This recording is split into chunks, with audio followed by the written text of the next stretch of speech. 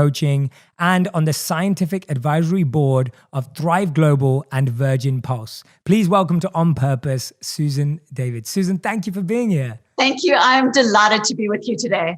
I'm so excited for this. And I really meant what I said. I think what's been happening over the past year, and as we were just connecting a few moments ago, you were talking about, the start of the year. I've really been trying to find the right person to have this conversation with, because I think there's a lot of aspects of your work that are, even though you wrote this book 5 years ago, so much of it is so integral to what we're experiencing today. So I'm really fascinated, but I wanted to start with a quote you shared on Twitter the other day, and I'm going to read it out because I don't want to mess it up. But you recently posted something on Twitter and it floored me, and it says, "Courage at its most powerful is rarely loud. Mostly it's a whisper. Those moments every day when you do what matters."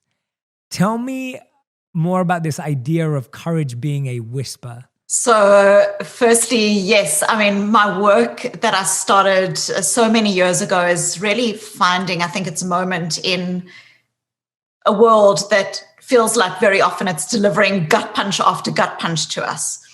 So, Jay, let me start in a story, and then you'll see what I mean by courage is a whisper. I think often we think about courage as being very loud, it's very active, and it's very out there.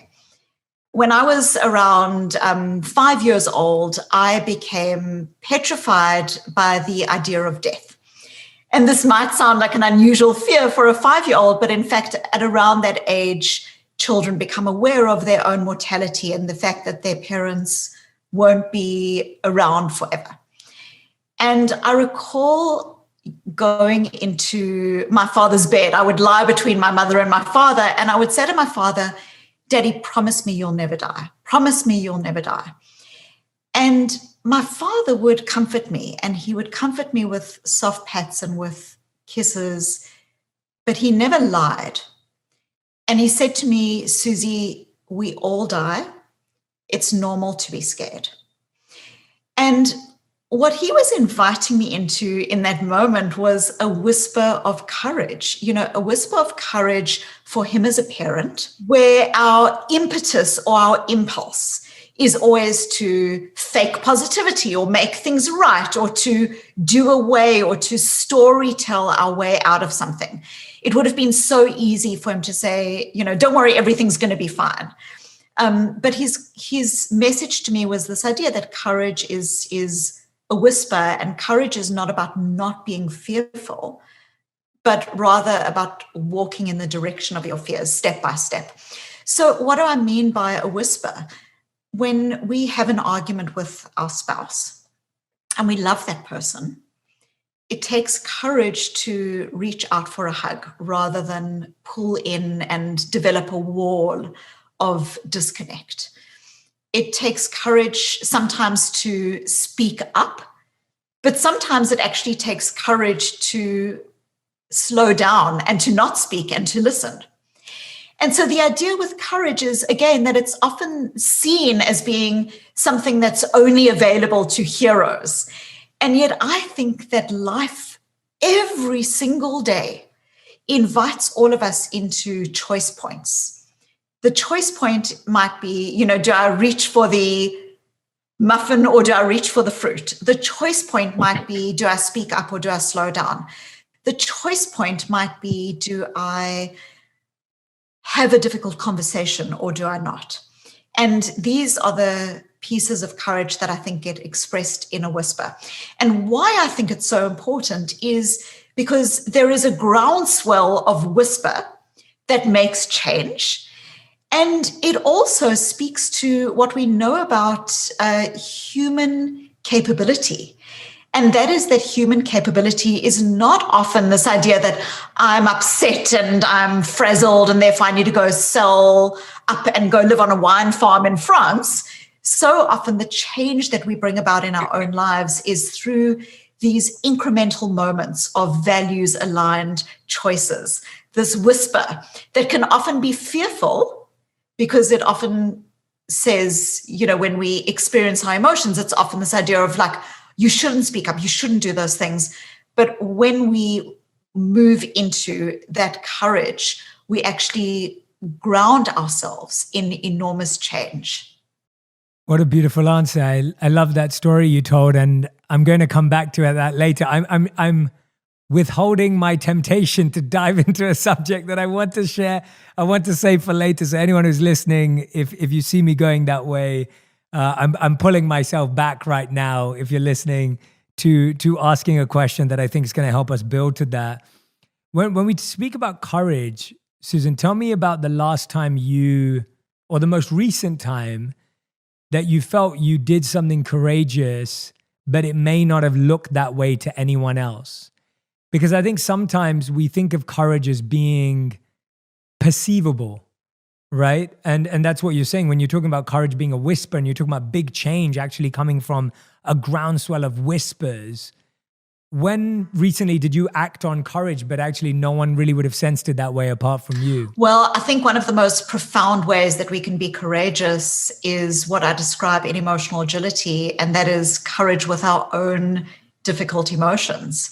And certainly I am in Boston, and we are nearing the first year anniversary. So a 1 year anniversary of basically being, I don't want to say housebound, but certainly in the last year, I've not been to a restaurant, a coffee shop, or anything else. I'm married to a physician who's very much in the context of this experience that we are all having.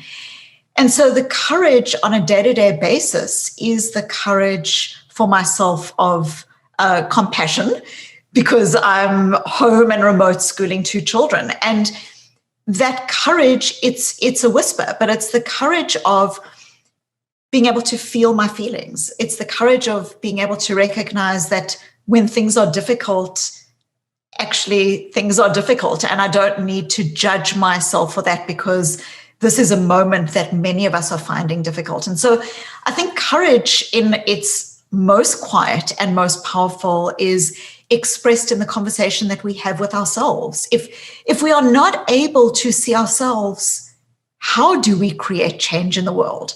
How do we see other people?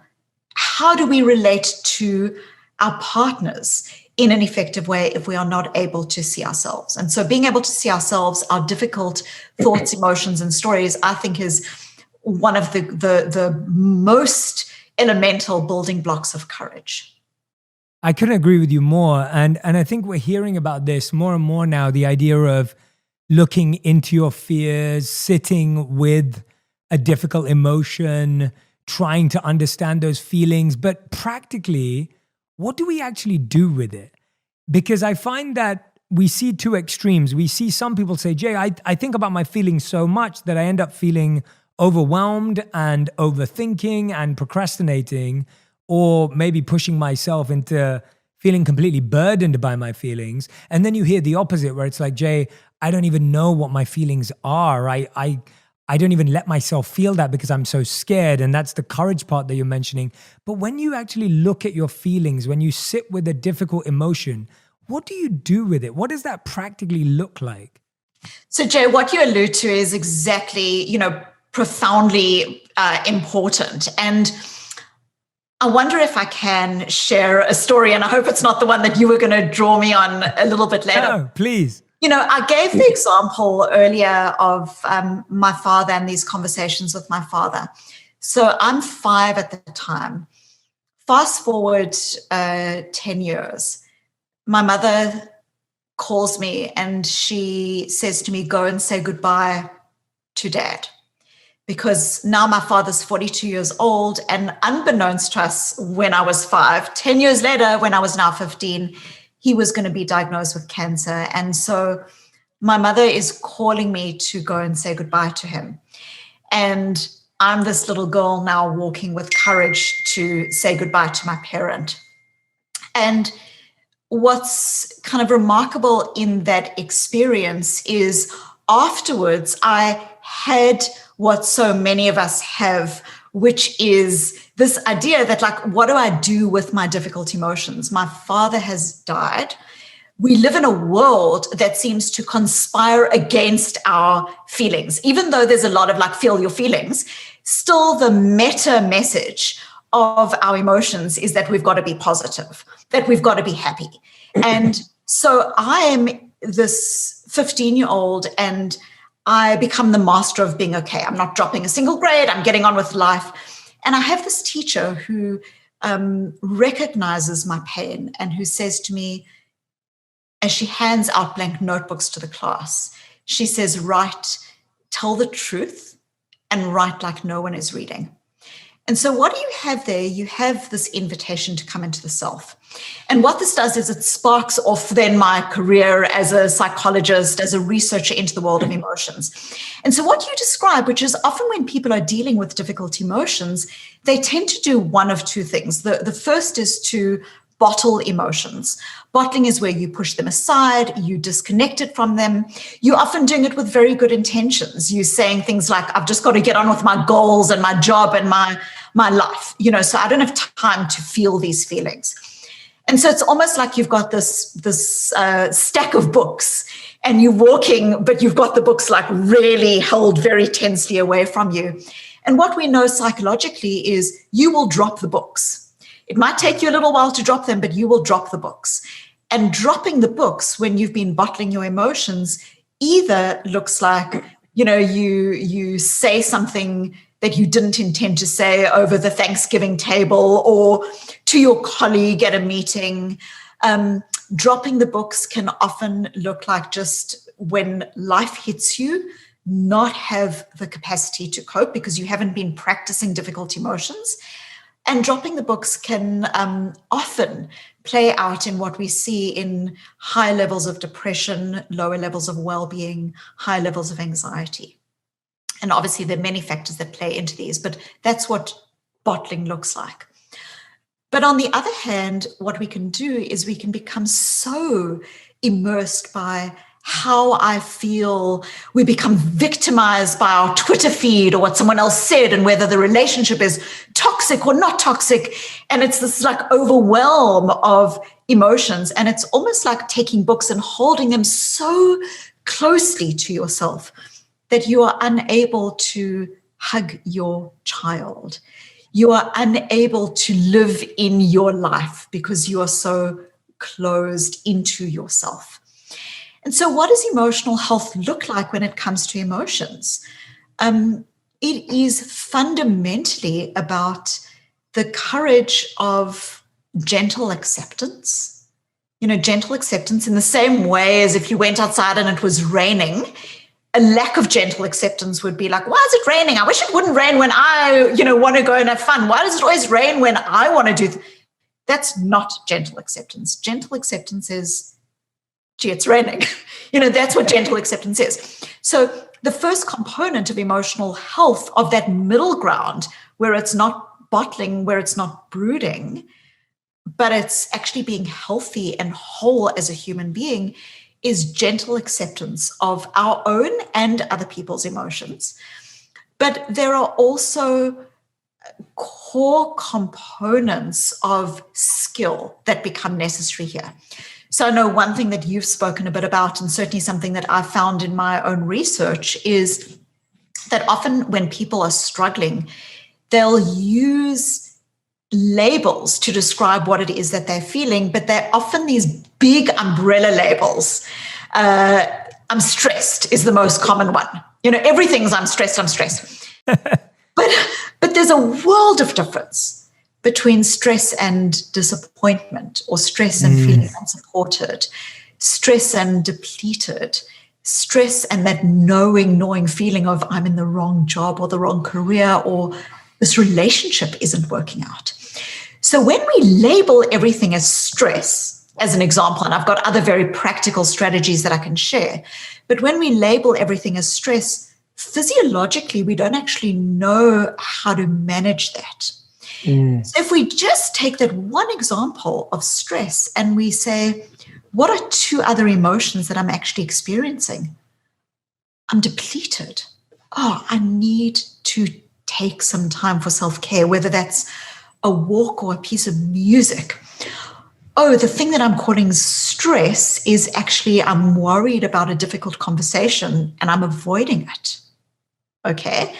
And this thing that I'm calling stress is actually anxiety about the conversation. When we label our emotions more accurately, literally what it does physiologically is it enables what is called the readiness potential in our brains. And it's the action readiness that allows us to start saying, what is the cause of that emotion? And what do I need to now do in response to it? So literally the action of moving out of bottling, moving out of brooding, but moving into gentle acceptance, but then also recognizing that we own our emotions. They don't own us. Yeah. And so how do we own our emotions? We own our emotions by accurately labeling is one example. What this allows us to do is to breathe into the space of what it is that we do next. And I can give some other practical examples of how this can be helpful or strategies that people can use. But I just want to... Please, let's hear them. I think I'm so glad that you introduced the idea of labeling emotions. I'm so happy that you went there, because you're spot on that we use these umbrella terms that even we don't know how to define. And not only do we not understand them, we challenge our partners because we think they don't understand us either. And so we are trying to get them to vocalize and verbalize and articulate what we're feeling to us. And we feel, no, that's not how I feel right now. And it's like, because you don't know how you feel. So it creates a lot of issues. But yes, please give us some of those practical steps in the direction. Well, please. Before the practical steps, actually, you kind of evoke an idea or a memory of mine, which is, I remember a couple of years ago working with a client, and this particular client wouldn't label everything as stress. He would label things as angry. He was very quick to anger, and every time you said to him, what's going on for you? He would say, I'm just angry. Like I'm angry. How's your team doing? My team's angry. My team's angry. And it was this fascinating conversation. And I started to just do this very quick thing with him, which is saying to him, what are two other options? What are two other emotion options? And he started to say, he was in a new role, and he started to say, maybe I'm not angry. Maybe I'm scared. Maybe I'm scared. And maybe the team's not angry. Maybe the team is actually distrustful because they've had a really bad experience with a previous leader, and maybe they're trying to build trust. Now, you can see if you go into a conversation with someone of I'm angry and they angry, well, what's the next step? The next step is that we all get locked into right versus wrong. But if you going into the conversation with, I see that my ego wants to do well, but actually I want to connect with my values here, which is that I want to care for this team and I want to see them as trust, and that the team's coming up from a different place. That's a completely different conversation. And so, Jay, a couple of months after having this conversation and working with my client on this, he and I, it was a consulting client, and I became friendly with his wife as well. And we went out to dinner, and she said to me, this simple skill actually completely changed the tenor of their relationship. Wow. He would come home from work and he would say to her, oh, you seem angry. And she would be, I'm not angry. I'm just tired. I'm just tired. Or I'm not angry. I just need some support. Yeah. And so it seems so subtle, but I don't want to make too big a thing of this, but we actually know that children as young as 2 and 3 years old who are encouraged to label their emotions more accurately, actually over time have not only greater levels of psychological well-being, but you can actually see that you are more able to regulate yourself and to develop perseverance if you have a greater level of accuracy around your emotions. A child who's now 16 years old, where someone says, oh, I've got a great idea, let's let the air out of the principal's car tires. The child who's able to say, this thing that I'm feeling that feels really exciting, but actually beneath the excitement, I've got a sense of disquiet about this. And the child who's able to elevate that disquiet is the child who's able to resist peer pressure, who's able to have the cornerstone of saying, I want to go to the party, but I actually also want to study. And how can I bring myself to that latter option? So it is a profoundly important skill. So anyway, I promised other practical strategies, but I wanted to detour into that example if that's helpful.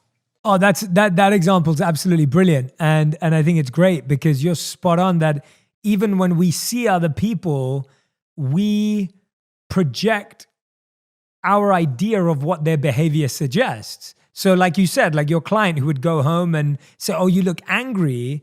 That's him projecting what he thinks anger looks like. And I've done that for so long. As soon as you said that, I was thinking, oh yeah, like when I see someone really uncomfortable, I get really uncomfortable around them, even though it has nothing to do with me. But maybe they're not uncomfortable. Maybe they're just feeling another emotion that I'm not actually aware of, and I haven't checked that. So I think that's brilliant. And I didn't even know about to hear about that in children's psychology. I'd never heard that before. And so that level of emotional agility in a young person to be able to decipher between two choices, whether that be trouble or whether that be study, I think that's really, really interesting. I didn't know about that study at all. So that's really, I loved it. I'm so glad you went there.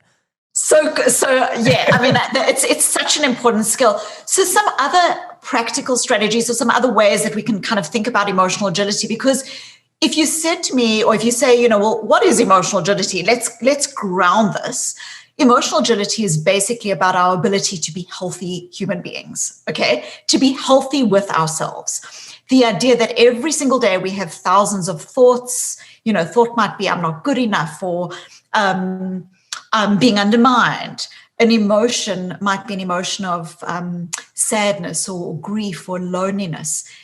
We have stories. Some of these stories were written on our mental chalkboards when we were 5 years old, stories about what emotion is good or bad, what emotions are allowed versus not allowed, and that can lead us to be comfortable or uncomfortable with emotions even in our adult life and feel like we've either got the skill with them or we don't. But we also have other stories. We've got stories about whether we're creative, what kind of love we deserve, whether we're leaders. Again, some of these stories are written on our mental chalkboards when we were just little, And a very important aspect of emotional agility is that these thoughts, emotions, and stories are normal. A very important part of emotional agility is not this idea that there's good emotions and bad emotions, and we should only feel the good emotions, or that there's good thoughts that we're allowed and we're not allowed bad thoughts. A very important part of emotional agility is the recognition that when you have difficult thoughts, emotions, and stories, this is literally your evolutionary history doing its job, which is to try to protect you. So there is nothing inherently good or bad about any of this.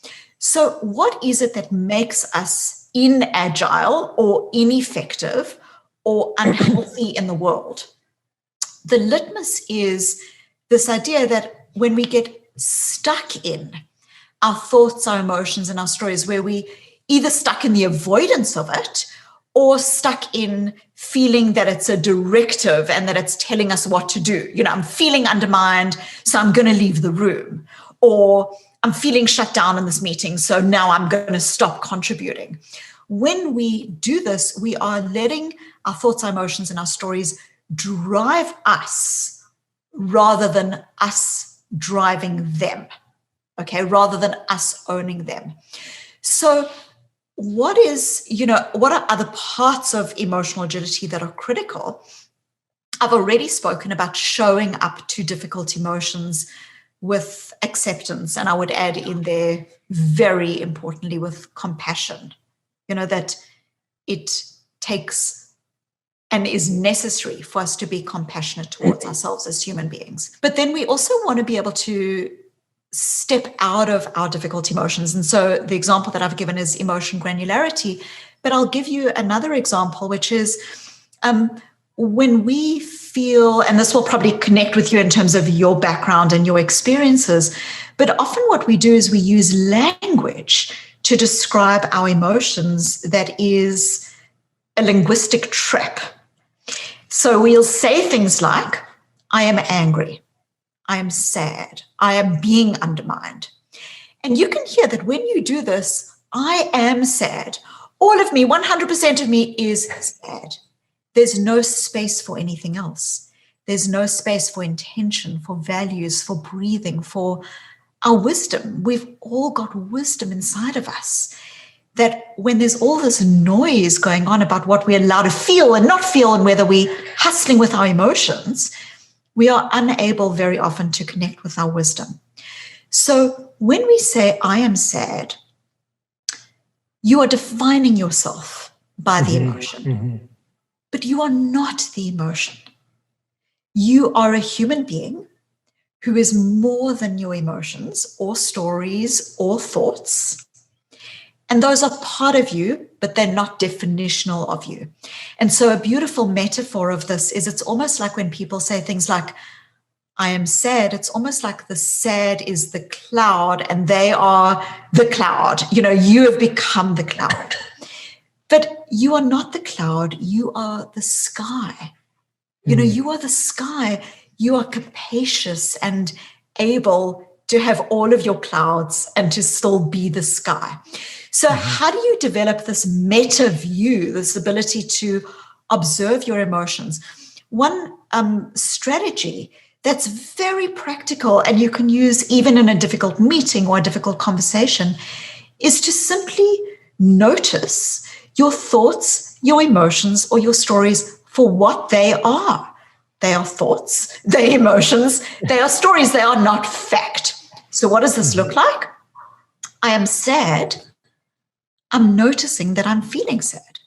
I'm being undermined. I'm noticing the thought that I'm being undermined. It sounds very subtle, but what you are starting to do is you are starting to create linguistic space between you and the emotion. Yes. And in that linguistic space, you are then allowed and enabling yourself to bring other parts of yourself forward. And one of the core parts that we want to bring forward is our values. That's a very important part of emotional agility. Excellent. I hope everyone who's listening and watching right now is taking notes because I mean it, because that is such a simple, subtle, but yet so practical and such a powerful tool. And I recommend that everyone writes this down, draw a line down the middle of the page and write down what you say you are on the left-hand side. So you may say right now, I am sad or I'm unhappy or whatever it is. And then on the right-hand side, I want you to perform the activity that Susan just said to us and write down how you're now going to rewire your linguistic understanding of that. Because when you get this out of your head and onto a page and write it down and scribble it down, you start seeing how distant it is from you rather than it being yourself. So please use this as a moment. Take a screenshot of where you are right now. If you need to come back to this later, come back to this time and do that activity with any of the emotions you've been feeling this week or in the last 12 months. Now, in your fashion, Susan, I'm going to take a bit of a random detour back to where I want to go. And this detour is, we've already started talking about your book, Emotional Agility. It's right here. I wanted to ask you this question, just not because I don't judge books by their cover, but I'm fascinated by choice and art and imagery. Yes. I want to ask, what is this fish sugar cookie? So, as you know, firstly, having published your own book, we often don't have a lot of latitude in the very final say of what goes on the cover.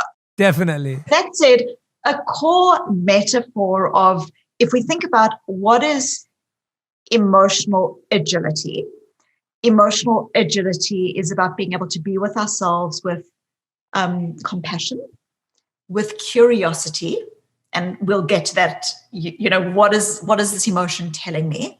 Yeah. And with courage, which is a core part of my work, so that we can experience difficult thoughts and emotions and stories that are part of a complex changing world, a world that is both beautiful and fragile, a world in which we aren't happy all the time, and that is the reality of our experience. And so emotional agility is about being able to breathe into that space with a set of skills that allows us to be open-hearted and intentional and calm and wise in how we move through life. And then if we think about the opposite of emotional agility, which is emotional rigidity, and emotional rigidity is when we treat our thoughts, our emotions, and our stories as fact. Emotional rigidity is when we get so autopilot in the way we go through our lives that we aren't living intentionally. We get so sucked into our social media or our Netflix or whatever it is we're doing that we on autopilot. And autopilot can even be in a relationship. You know, we can autopilot where we're in the same house with the same person 24/7, and yet our autopilot has led us to put up defenses, and you can actually see the wall going up and feel the wall going up, and you with this person, but you actually recognize that you're lonely. You know, that is autopilot. And so what is the fish? The fish is an example of how we get hooked, how we get hooked into this rigid way of being. It might be we get hooked in bad habits through this autopilot I've been speaking about. It might be we get hooked by our thoughts, our emotions, our stories. We get hooked often because we, in our lives, have very often learned ways to adapt. You know, we've learned that maybe when we were angry as a child, we were punished, and now we struggle to be authentic with our teams or with our spouse. And so we've got this way of being that actually might have been really functional for us as our child when we were that child, but that we've now grown out of it. So the imagery of the fish is really to denote that often we get hooked, and emotional agility is the process of getting off the hook. That is probably the most profound description of a book cover I'll probably ever hear in my life. I love it. It's way so too deep. detailed. Way too detailed. No, it's great. It's so deep and rich. I love it. That's what I wanted to hear. And it's so hard. I unfortunately had to have my face on my cover, so I couldn't do anything else. And so to have that beautiful, deep, substance-filled decision sounds like a great answer. There are two big things I wanted to speak to you about as this conversation's evolved, and we've really set the tone and the foundation of what emotional agility is, where courage fits into our life, how do we face our emotions. And the first one comes from something that when I look in hindsight now, and I don't even think I put this in my book, but you've made me think of it. I don't think I spoke about it as explicitly as this, but when I lived as a monk, something really fascinating happened in how we lived our life. So we never slept in the same place every night, in the sense that even if we slept in the same room, there was no place that was yours. So you didn't even have the consistency of the space on the floor that you slept in. So that's one thing. When we got on a train to travel to another destination, we didn't know what our accommodation looked like. Yeah. And so if you think about now, when you plan a holiday or a vacation, you always know what your apartment's going to look like, or your hotel or your Airbnb. You pick it out months in advance. We didn't know what it would look like. Sometimes it was open hall. Sometimes it was a corridor. And sometimes it was the train itself. And sometimes it was once it was an unfinished accommodation building where I nearly stepped into an elevator that didn't exist. And so what I'm trying to get at here is the way monk life is set up, it made me so okay with change and constant surprise and uncertainty, because we never had any of that. And you never even knew what your next meal was. Yeah. When food was always given to you, you never chose off a menu. And so when I look at your title of your book and I look at what's happening in the world right now, when you talk about embracing change, the common rhetoric right now is, I wish things would go back to being the same? Or I guess this is our new normal? Or when will this end? And it's funny because when you ask the question, when will this end? That's a sign that you want change. But then we're also at the same time asking the question like, oh, I wish things would go back to being the same. And so where does emotional agility, why is it that we're so addicted to sameness? And where does emotional agility and stability come in? Like, what is stability? Is stability even real? And so, yeah, I hope that's not too many questions. But I think, no, that's really beautiful. So firstly, we know that cognitively human beings are drawn to what is easy, what is coherent, and what is familiar.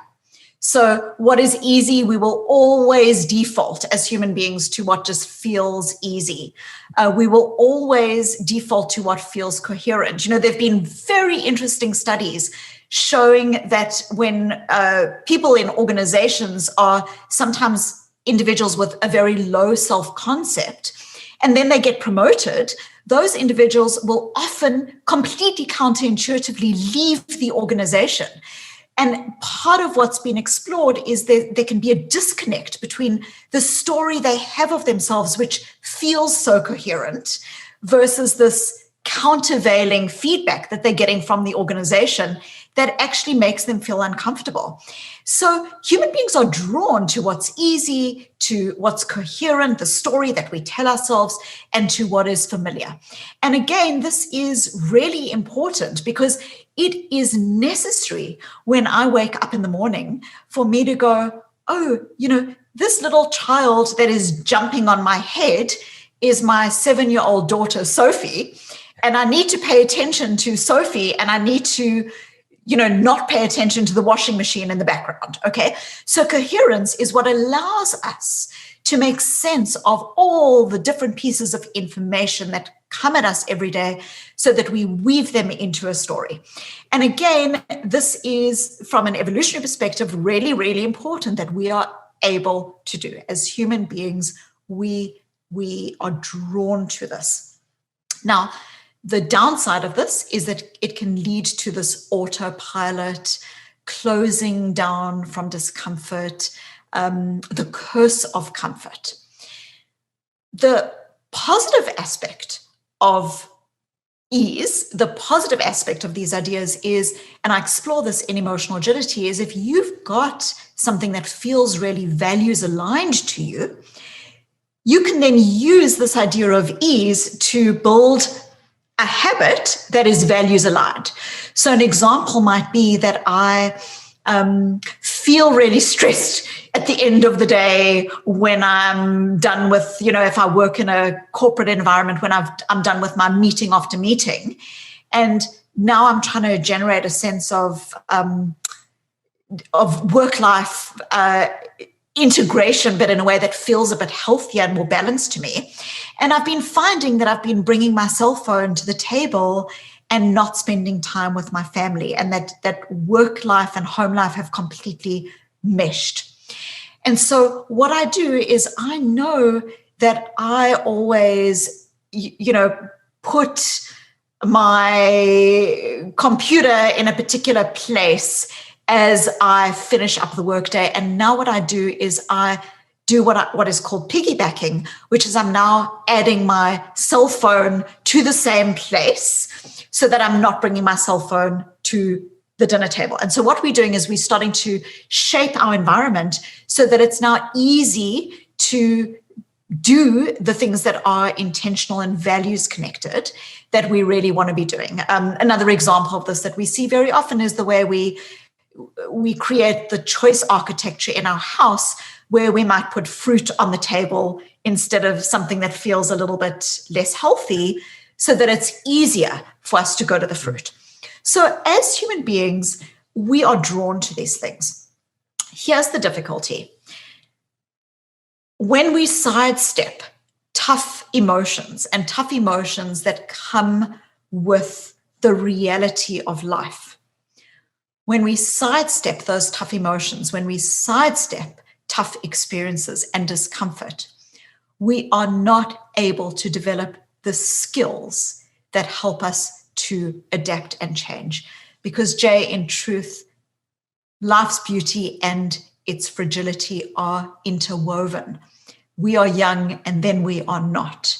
We are healthy and then a diagnosis brings us to our knees.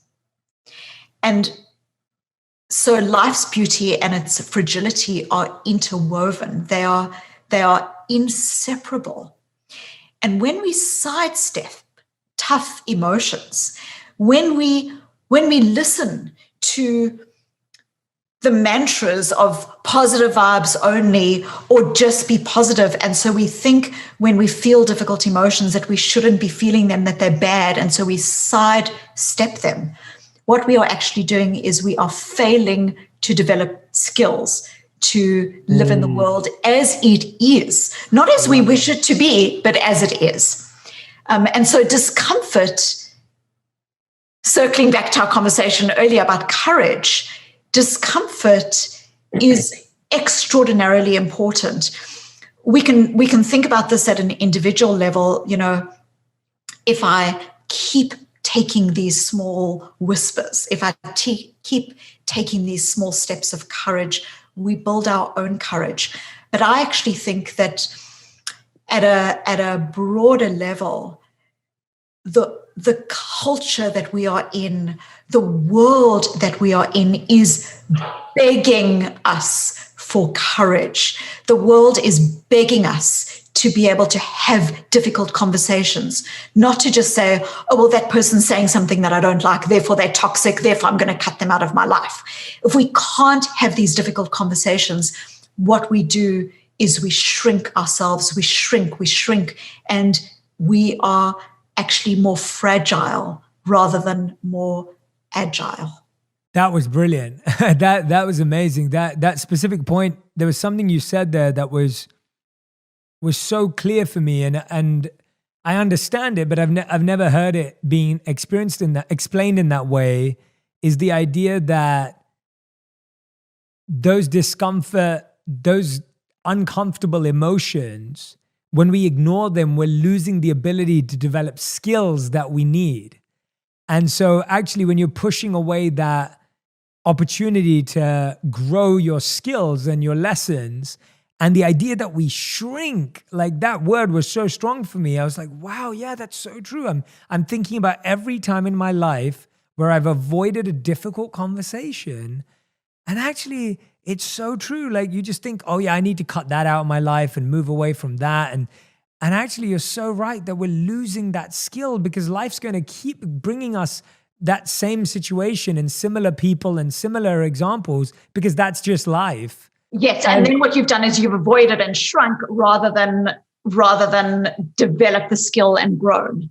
Yes, yeah, and I'm fascinated by thinking about what are some of those skills that we've missed out on, and I'm thinking about it for myself right now as you're saying that. I'm reflecting on a couple of decisions I've made and asking myself, what skill did I miss out on? And I realized that I think it's very natural for us to shut down when we're not getting the response from someone that we want and switch off and just say, oh, well, I'll just move on. And that is such a natural thing it feels natural. But what you're actually saying is that it may feel natural, but it's actually counterintuitive and useful to our development. Yes. So a hallmark of psychological health and well-being, a hallmark is integration rather than segmentation.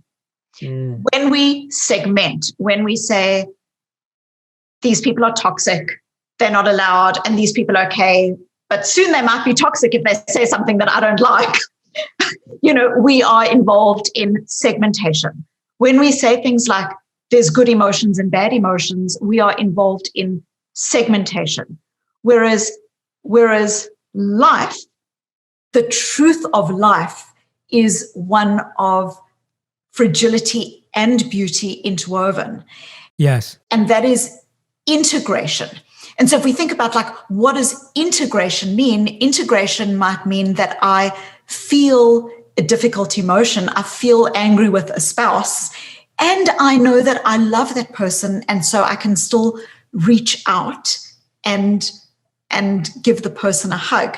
But what's happening very often is when we push aside what's difficult, we then develop a story about why we've pushed that aside, and it makes sense, and that person's bad for me, and blah, blah, blah, blah. And we do it, and we create the story, but we are shrinking. Like, we are shrinking. We're shrinking ourselves. We're shrinking our communities. We are shrinking our capacity. We are becoming fragile when we do this. Now, to be clear, that's not to say that every relationship is a relationship that is healthy. And it's not to say that, that every person and every way we are with a person requires us just to keep going and going and going. But the difference is that when you have a rule that says something like, oh, that person's toxic, or that person's evoking something in me and I don't like, and therefore I'm not going there. What we are doing is we're being driven by our emotions. Emotional agility, what it's suggesting is that our emotions are data, but they're not directives. And I'd love to come back to this a little bit later. They're data, not directives. And so when we are cutting people off or not going there out of our emotion, when we're acting on those emotions, we are reacting. But when we are, instead of acting out of our emotions, stepping into our values, then we are responding. And so you might, if you're in the heat of the moment saying, I don't want to have anything to do with that person, that's reacting to your emotions. That's emotional inagility. Emotional agility might be saying, what are these difficult emotions signposting? Okay, my difficult emotions are data. So grief is often love looking for a home. Loneliness might be signposting that you value more intimacy and connection with your spouse and you need more of it. Disappointment might be signposting that you feel unsupported and that you need more support.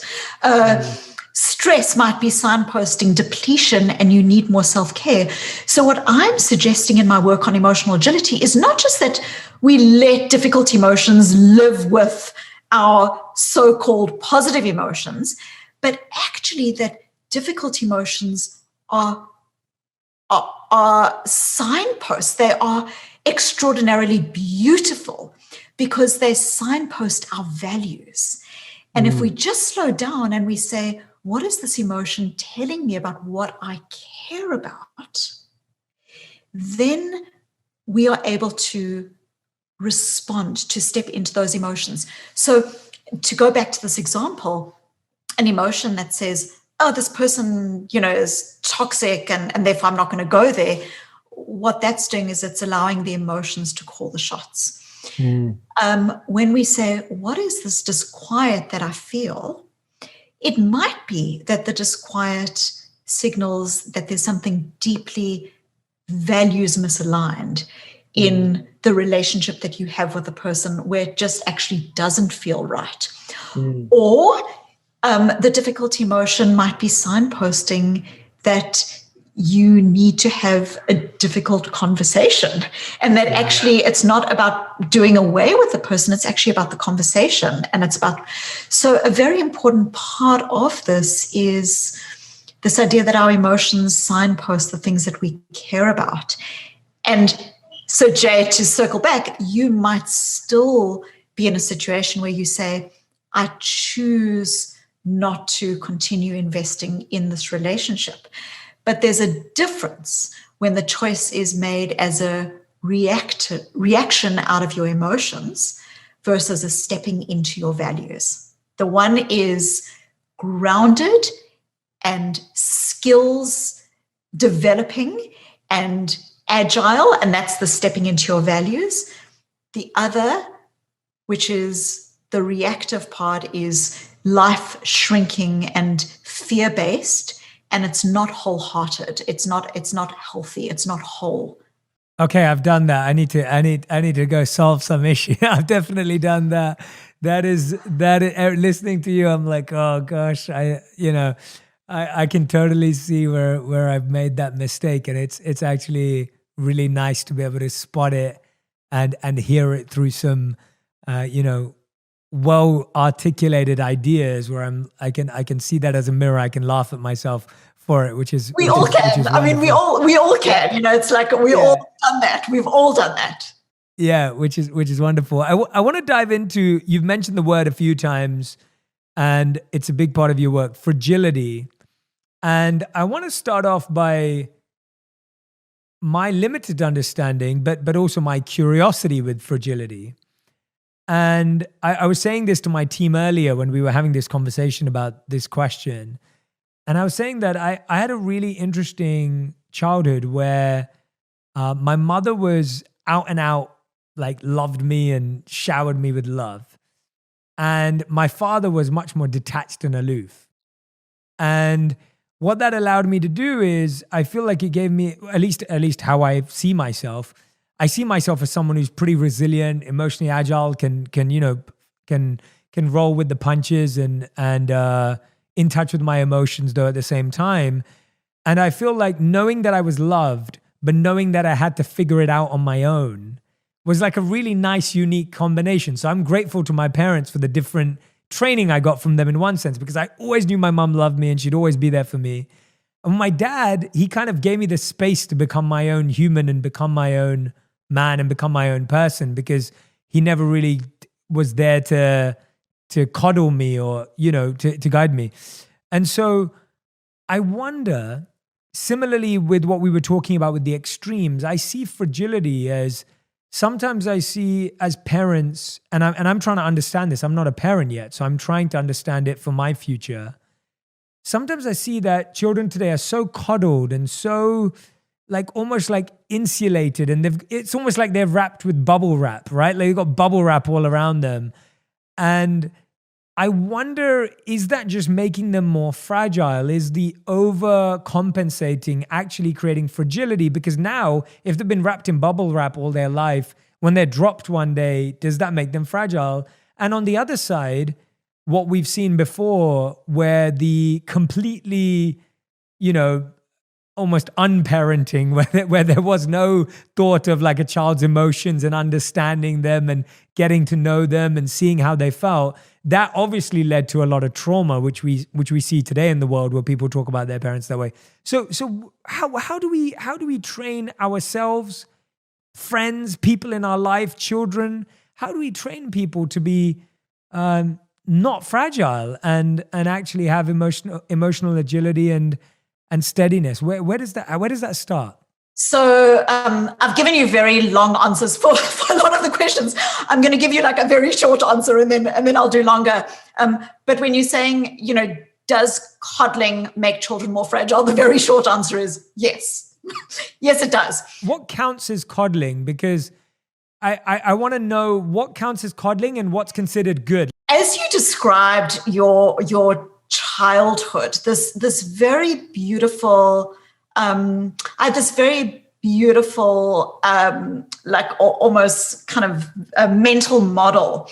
And I want to walk you through this. And then I'll circle back to what I think this actually looks like when it comes to the way we parent and the way we connect in our relationships. So bear with me. All of us have had this experience of going to a restaurant and you see a little child in that restaurant, and the child maybe is 18 months old or 2 years old, and the child has a huge amount of glee and fun in running away from its parents or caregivers.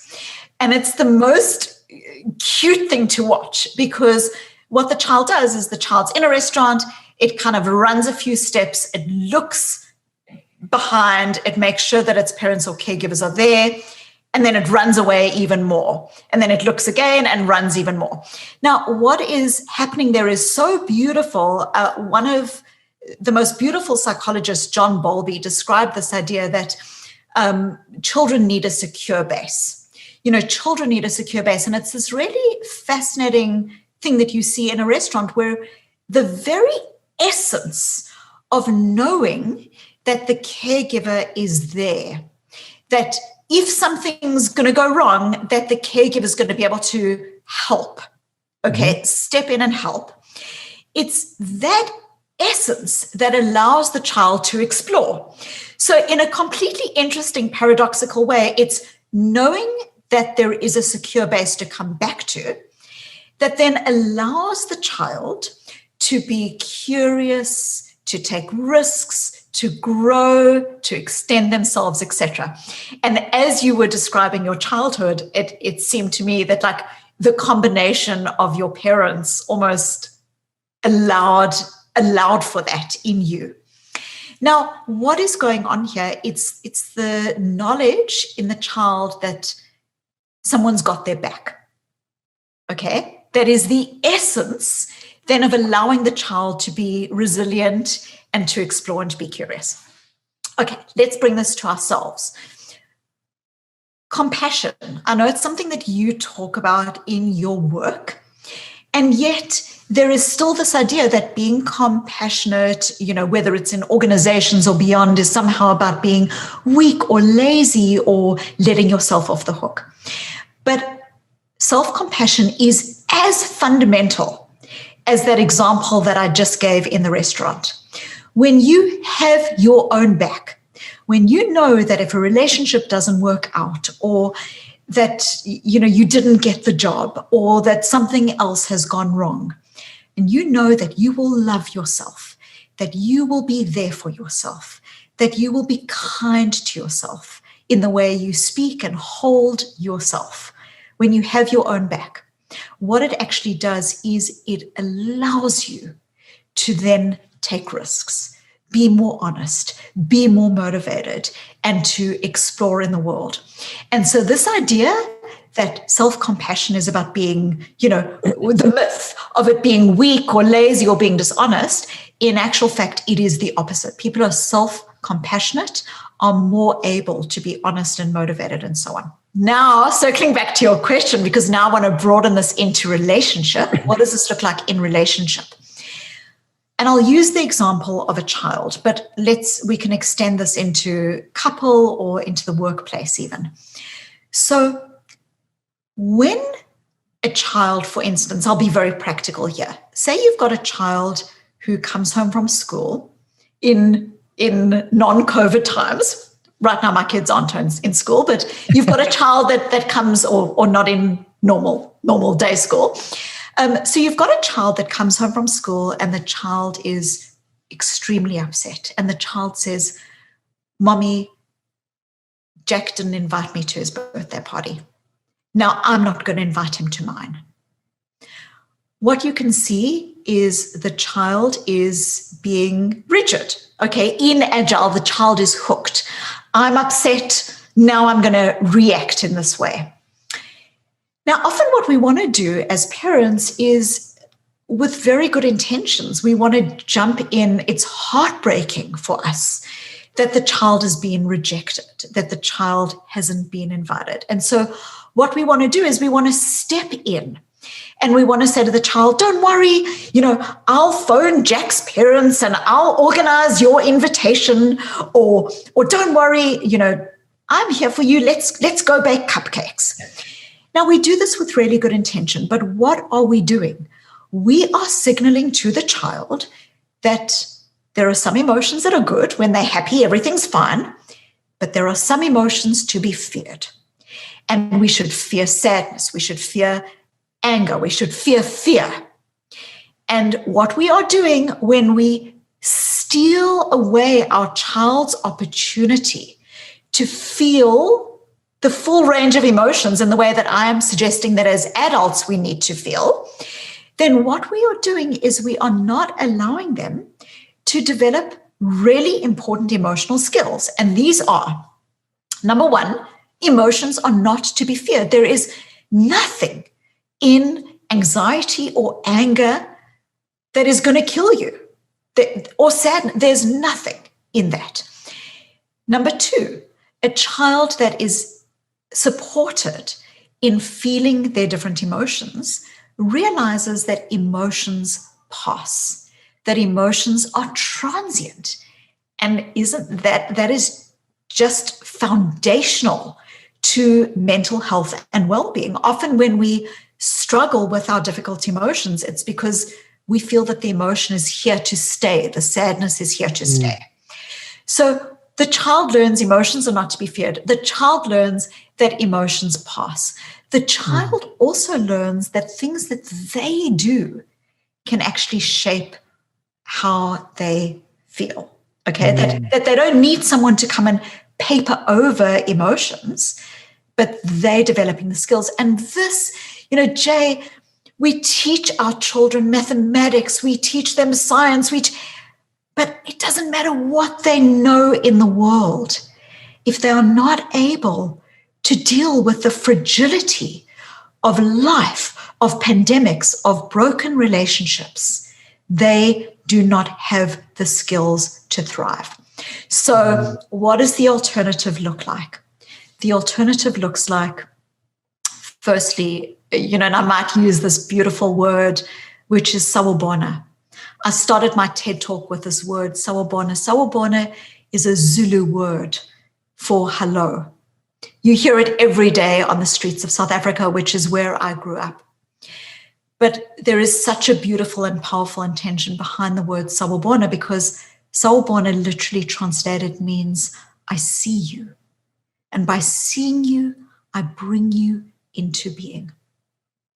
The first thing we want to do with people who are experiencing difficult emotions is not to tell them just be positive. When we say to someone, just be positive, we are saying, basically, I don't see your humanity, because humanity is woven with difficult emotions. So with our children, with our loved ones, we need to be able to show up to them in the same way as I'm inviting us to show up to ourselves, with acceptance, with compassion, and with a sawubona, to see. So that's showing up. The second part, Jay, this is circling back, which is helping the child to label emotions effectively. You don't need to jump in and fix, just helping the child to label emotions effectively. We've already explored how that is so important to their well-being. It sounds like you're really angry with Jack because he didn't invite you to the birthday party, and that you are sad, and that you're disappointed, and that you feel rejected. And then, Jay, last, our emotions signpost our values. So the child who says, I haven't been invited to this birthday party, what is the anger signposting? What is the sadness signposting? It's signposting that the person values friendship.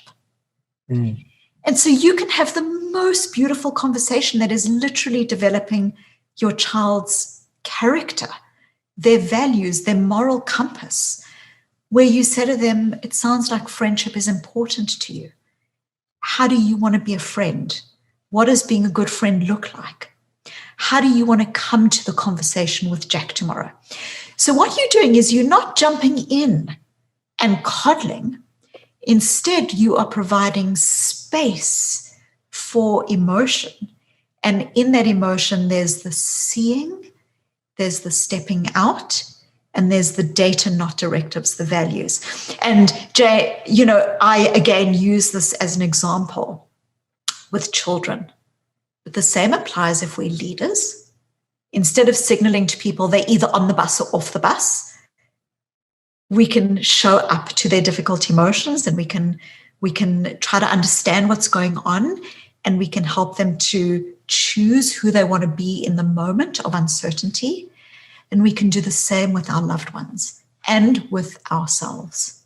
Susan, I have learned so much today from you. I'm honestly so excited to go and put a lot of this into practice, because it's also speed. It's like trying to do things fast and living a speedy, overproductive life is what stops us from being able to do this, because everything you're saying requires patience and time and stillness and space. It requires that in our lives. It's so hard to do in a fast-paced, hectic environment where it's easier just to say, okay, I can't work with these people, going to work with whatever it may be. Yes. And it's needed. It's really needed. It's showing the need for us to I don't mean slow down as in do nothing. I just mean being present and allowing ourselves to have the space to think in this way. Well, Jay, firstly, thank you so much for the conversation. I think it's so, there's power in the pause. There's such power in the pause. And sometimes the pause is, we know people who spend even 10 minutes writing about what their values are. If you're going into a difficult relationship or a difficult conversation or a new experience, like, who do you want to be in that? We know that even spending 10 minutes thinking about your values in the situation, actually, and in studies, like, can change the course of whether people drop out of university or not, like literally changing the course of people's lives. But Jay, you invited people earlier to do that example where they say, I am sad versus I'm noticing that I'm feeling sad. And that is such a quick, beautiful call to action. And there's another that I'd love to add to that, which is, if you imagine a piece of paper and you write down on the one side of the piece of paper what it is that you might have been feeling lately: grief, loneliness, anxiety, anger, joy, whatever that is. Now, our culture would instruct you to turn over the piece of paper, and instead of lonely, to write what you should be grateful for.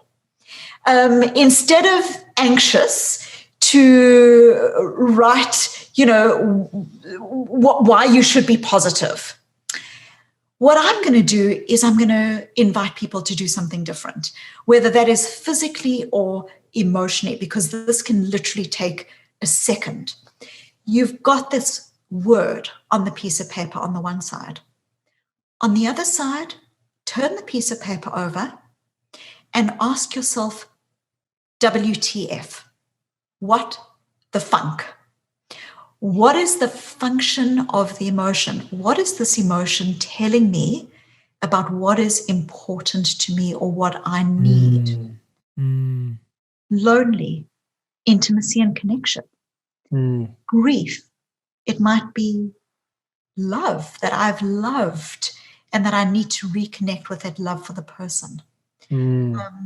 Sadness might again be looking for a way to connect differently. Joy might be signaling that you thrive when you are doing a particular kind of work and that you need more of that creativity.